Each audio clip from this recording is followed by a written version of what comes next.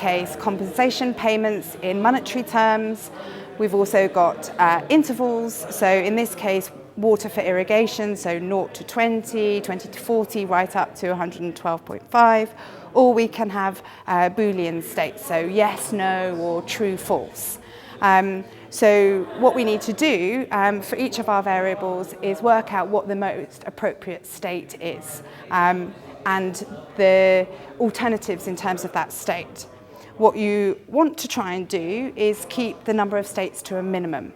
This is in part for clarity, so it's easy for people to understand those states, but also it's about simplifying the conditional probability tables.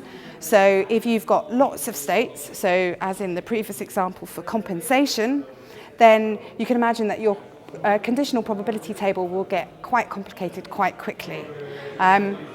So you want to try and keep the number of states to a minimum, 2 or 3 maximum, unless there's a really good reason for having more. So it's for clarity and for the conditional probability tables. You also want to create states that are understandable by and relevant to your stakeholders. So will they understand what the states mean and will they make sense to them? And then the final thing is that the states should be both exhaustive and exclusive.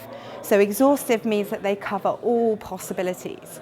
So again, if we look at one of those previous examples, for maximum irrigation, you don't want to have those intervals if it's likely that you could have 115 or 150, because then you're not covering all the possibilities. So you need to make sure that it's exhaustive. So you can imagine if you've got states that are low, medium and high, then that will cover all possibilities. They also need to be exclusive, which means that the variable can't exist in more than one state at the same time.